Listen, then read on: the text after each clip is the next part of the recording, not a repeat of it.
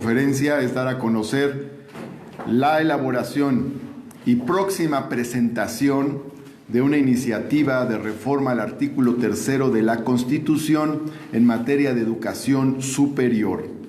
De hecho, en días pasados hemos insistido en el tema de la austeridad republicana, pues ello permite ahorrar recursos y destinar los recursos ahorrados a los temas del desarrollo social y del desarrollo productivo.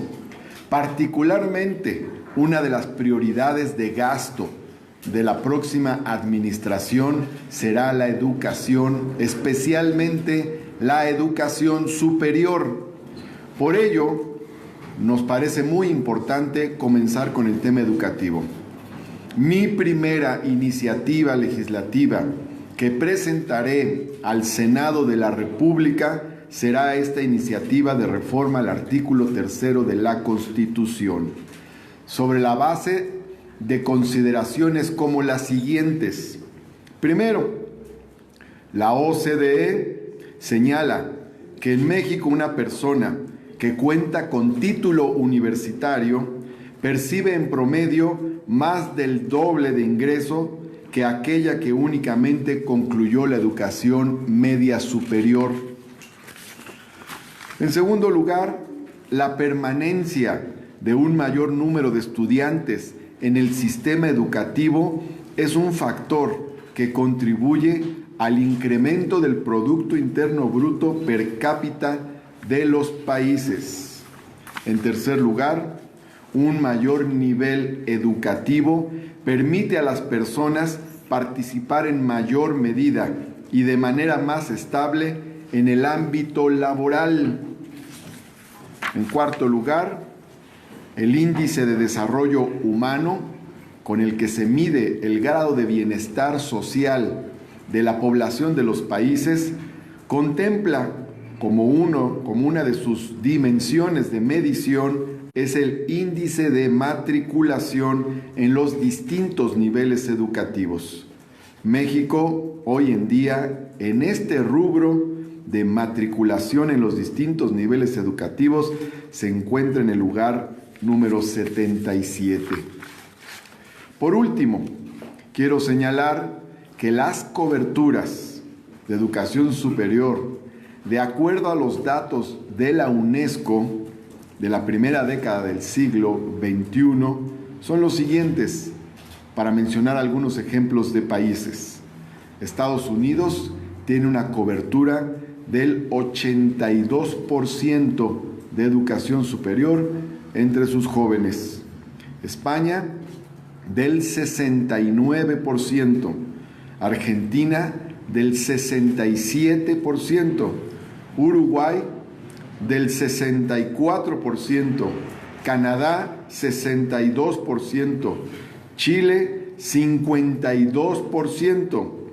Un país muy pobre como Perú tiene una cobertura del 35% y México se encuentra en el 27% de cobertura en la educación superior.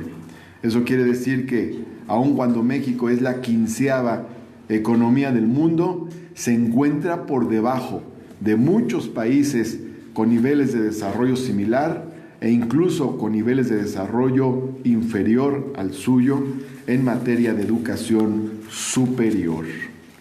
Queremos reformar el artículo 3 de la Constitución porque la actual redacción ha servido para justificar los procesos de privatización de la educación superior, para que el Estado se deshaga de sus responsabilidades y para que se busque que los jóvenes encuentren la vía de sus estudios superiores, sobre todo en el ámbito privado.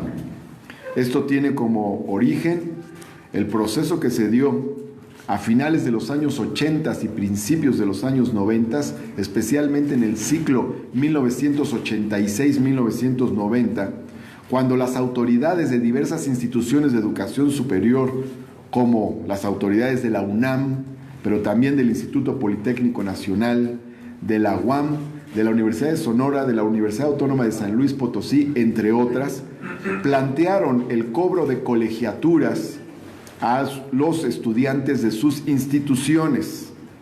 Desde ese entonces se emprendió una lucha basada en la defensa del derecho a la educación, en virtud de que el artículo 3º de nuestra Constitución Política de los Estados Unidos Mexicanos ya preveía la siguiente frase: toda la educación que imparta el Estado será gratuita. Con esta fracción del artículo 3º, los jóvenes defendieron y defendimos, porque participé en esa lucha, el derecho a la educación superior pública y gratuita. Ahora bien, producto de estas luchas, la respuesta del Estado fue negativa, y en el año de 1993, el gobierno de la República promovió una reforma regresiva para cambiar el texto constitucional.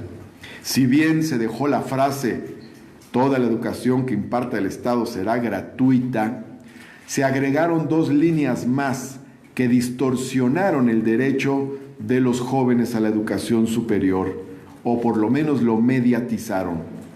La primera frase dice: el Estado impartirá educación primaria y secundaria. Con ello, la palabra impartirá, que se refería a la educación gratuita, se ciñó de manera expresa a la educación básica, primaria y secundaria. Se agregó una línea más para hacer más evidente la distinción, agregándose lo siguiente: el Estado promoverá y atenderá todas las modalidades de educación, entre otras la educación inicial y la educación superior. La reforma de 1993 quería decirnos que el Estado solo impartiría la educación primaria y secundaria y que solo promovería y atendería la educación superior. De ahí podría interpretarse que la educación pública superior no necesariamente sería gratuita.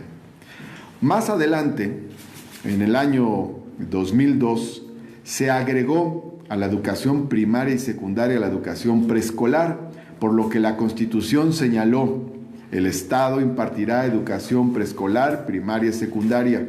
Y más recientemente, en el año 2012, se agregó la educación media superior, por lo que la frase dice: el Estado impartirá educación preescolar, primaria, secundaria y media superior.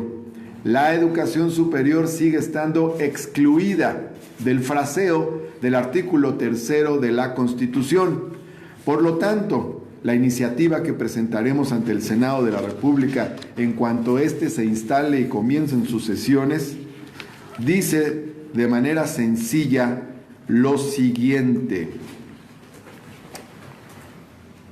el que suscribe, senador Martí Batres Guadarrama, presenta iniciativa con proyecto de decreto por el que se reforma el artículo 3º de la Constitución Política de los Estados Unidos Mexicanos, por el que se establece la obligación del Estado de garantizar cobertura a nivel educativo superior. Con fundamento en el artículo 71, fracción segunda de la Constitución Política de los Estados Unidos Mexicanos, así como en los artículos 8, numeral 1, fracción 1, 76, numeral 1 y 135, numeral 1 del Reglamento del Senado de la República, someto a consideración de esta soberanía la presente iniciativa por la que se reforma el artículo 3º de la Constitución Política de los Estados Unidos Mexicanos, para quedar como sigue. Artículo 3º. Toda persona tiene derecho a recibir educación. El Estado, Federación, Estados, Ciudad de México y municipios impartirá educación preescolar, primaria, secundaria, media superior y superior. Esa es la reforma, es muy sencilla.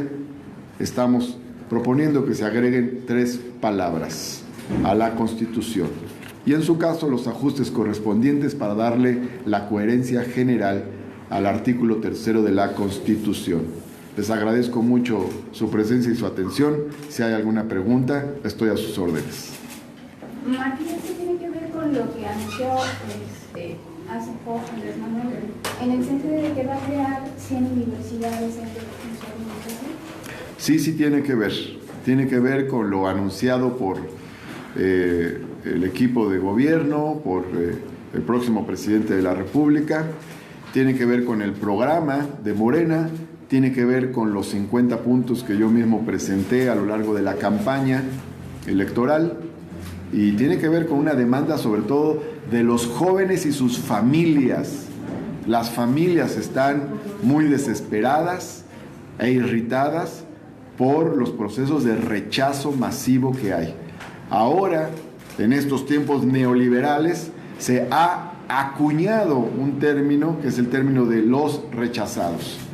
Con ello se identifica a jóvenes que solicitan su ingreso a las instituciones de educación superior y que no encuentran espacio porque las matrículas son pequeñas, reducidas y no hay ni el número suficiente de instituciones ni la capacidad de las instituciones para dar cabida a la participación de los jóvenes en este nivel educativo. Entonces, tiene que ver entre sus 12 iniciativas anunciadas, prioritarias, en su agenda legislativa con la que comenzará el nuevo gobierno, está este tema del derecho de los jóvenes a la educación superior.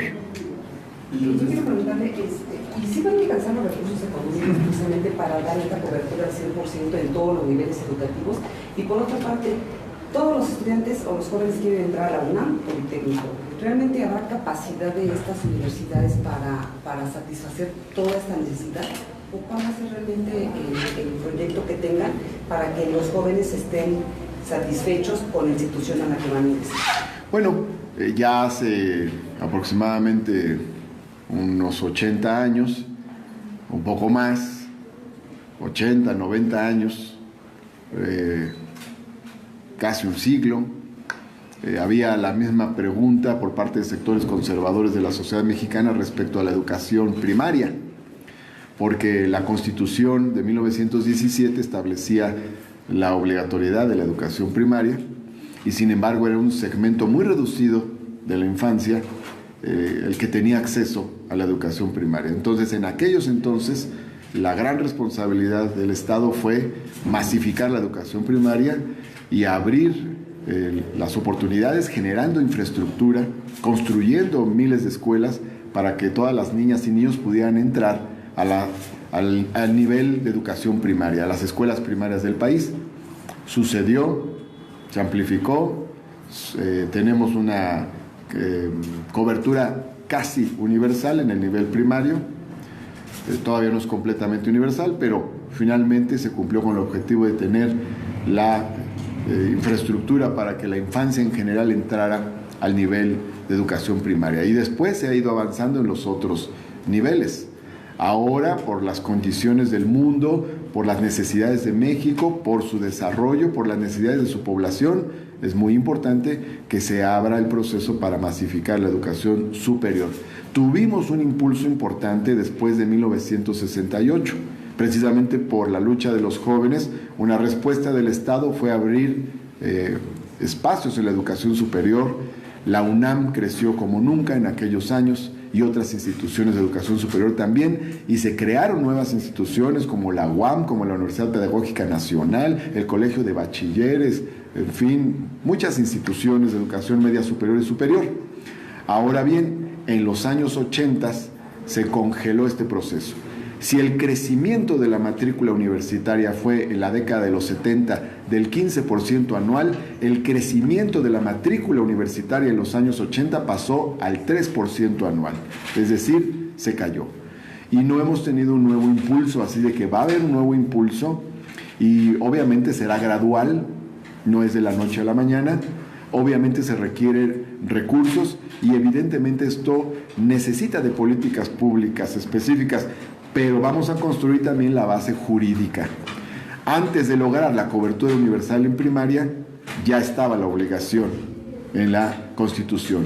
Y la obligación de la educación primaria obligó al Estado a universalizar la educación primaria. Hay que establecer la obligación del Estado en materia de educación superior para que pueda lograrse el objetivo de universalizar el acceso a la educación superior. ¿En qué tiempo pretenden el 100% y en ese sexenio los recursos? Esa es una pregunta que obedece a metas de política pública.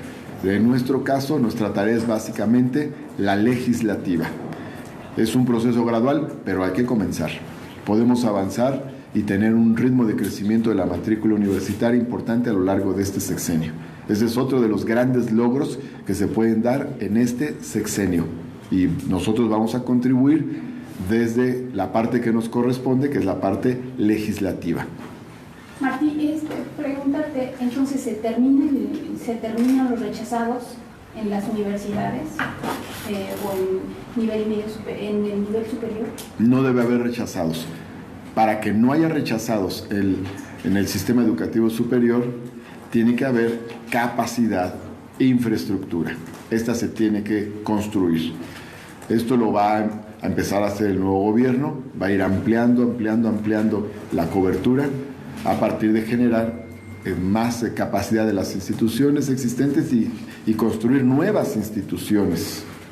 Eso se tiene que hacer a nivel federal y también se tienen que involucrar los estados de la República.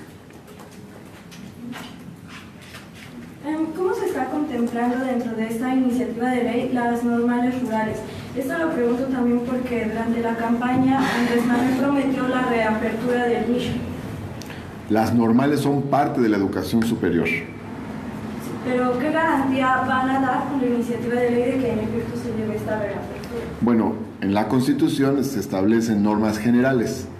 Aquí hay una norma general. Si decimos que el Estado tiene la obligación de impartir educación superior, entonces tenemos una norma general en la que nos apoyamos. Sobre esa base, el gobierno puede realizar políticas públicas específicas como la que mencionas, que anunció Andrés Manuel López Obrador, de reabrir la normal del MESHE.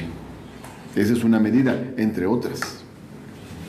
Regresando un poco a la parte de recursos, estaremos hablando, como menciona, ahorita es la parte legislativa, pero también se estaría entonces trabajando en apoyar con mayores recursos a universidades públicas para evitar estos rechazados y dar esta cobertura. Sí, se tiene que trabajar de manera paralela. Es decir, hay una base jurídica, pero evidentemente es el apoyo de una política pública nueva. Ahora es mirar también en un horizonte lejano, esto es contribuir a la construcción de un estado de bienestar social, para que la política de educación superior, que va a ser intensa a lo largo de esta administración, trascienda al sexenio mismo y después continúe el crecimiento de la matrícula universitaria.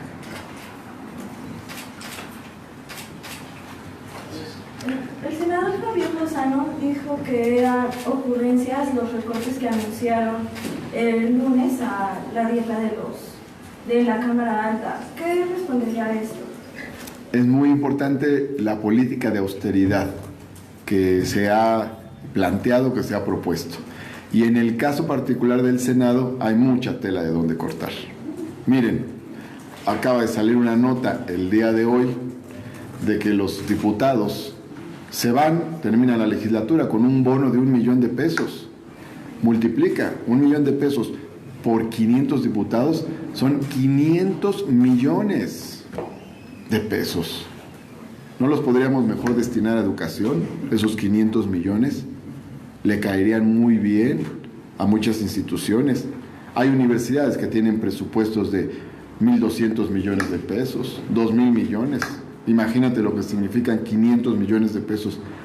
No hay justificación alguna para que un diputado se vaya con un bono de marcha de 1 millón de pesos. Eso se tiene que acabar. A algunos no les gusta porque sienten perjudicados sus intereses, pero pues se trata de que haya un cambio a fondo y yo creo que es una gran medida y la sociedad mexicana la ve muy bien, esta idea de la austeridad republicana. En otras palabras, austeridad republicana significa austeridad arriba, en la cúpula del Estado, porque siempre perjudican a los de abajo, ¿no?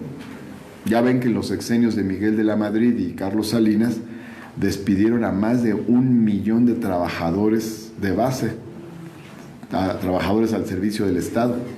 Entonces, pues ahora sí que les toca apretarse el cinturón a los de arriba de la clase política. Y en este caso, por ejemplo, en el Senado, ¿a partir de qué mandos estaríamos hablando este recorte, de ajustes? Porque hay gente preocupada en la misma Cámara Alta de qué es lo que va a pasar con su trabajo. Arriba. Bueno, todavía esto se tiene que procesar mucho, ¿no? Esta propuesta de austeridad que presenté hace unos días se tiene que procesar con los senadores de las distintas bancadas. Es un proceso más complejo porque en el caso del Poder Ejecutivo, el titular del Poder Ejecutivo es una sola persona que, como dice la Constitución, se denomina presidente de los Estados Unidos mexicanos. Ahora bien, en el caso del Poder Legislativo, los titulares son muchos, son colegiados. ¿No llevarse a cabo No, sí, debe llevarse a cabo. Hay que avanzar y el Senado tiene que poner lo propio y vamos a estar sobre ello, insistiendo sobre ello. ¿Y del Poder Judicial? También el Poder Judicial tiene que hacer lo propio y los órganos autónomos también el INE, el INAI y todos los órganos autónomos que existen lo tienen que hacer y también, además de que se haga a nivel federal, también se tiene que hacer a nivel local de los estados y también a nivel municipal. Entonces son los 3 poderes, los 3 niveles y los órganos autónomos. Ahora bien, en el marco de su autonomía, cada quien lo tiene que abordar. Bueno, ayer Lorenzo Córdoba decía lo mismo sobre esto, ¿no? Que no era decisión presidencial, sino del Congreso el decidir acerca de los sueldos de los funcionarios. En parte sí y en parte no. Es decir, un programa de austeridad por ejemplo, el Senado de la República, pues lo tiene que decidir el Senado de la República. Dónde va a recortar, qué partidas, etcétera. Todo eso lo tiene que decidir el Senado. Sin embargo, sí hay una decisión del Poder Ejecutivo que induce a los demás, porque el artículo 127 de la Constitución señala que el salario máximo es el salario del presidente de la República y que nadie puede ganar más que el presidente de la República. Por lo tanto, en el momento en que el presidente fija su salario, no puede haber uno mayor. Y hay muchos salarios mayores. Bueno, ahí está también el dato de hoy, que ha salido en los medios, en el sentido de que hay, nada más en la Administración Pública Federal, 35,000 funcionarios que estarían ganando más de 108,000 pesos al mes. 35,000. Eso es en la Administración Pública Federal, por no contar las administraciones públicas locales, los poderes, el Poder Legislativo Federal, los poderes legislativos estatales, los gobiernos municipales. Recuerden que hubo una presidenta municipal hace poco que se fijó un salario de 500,000 pesos. Entonces, por eso digo que hay mucha tela de donde cortar. Y al momento en el que el presidente se fije su sueldo, podrán irse haciendo todos los demás ajustes. Nada más, la propuesta que plantearon Andrés Manuel López Obrador sobre esto, una reforma constitucional, ¿pasaría por el Senado o por la Cámara de Diputados? ¿Cuál es la Pasa por las dos cámaras. Una reforma constitucional pasa por las dos cámaras federales y por los congresos locales. ¿Cuál sería la de origen? No lo sabemos. Ya el presidente decidirá a cuál de las cámaras envía la iniciativa. Si me preguntas, pues ojalá la envíe al Senado, porque nos gustará trabajar sobre este tema en el Senado de la República, sobre el tema de educación particularmente. Él enumeró una serie de temas, pero propiamente en el tema educativo nos gustaría trabajar la iniciativa. Aquella reforma del 93 empezó, por cierto, en el Senado de la República. Entonces, sí nos gustaría trabajar en el Senado esta reforma al artículo 3. Pero ya es decisión del presidente a qué Cámara envía sus iniciativas. Muchas gracias, que tengan bonita tarde. Gracias.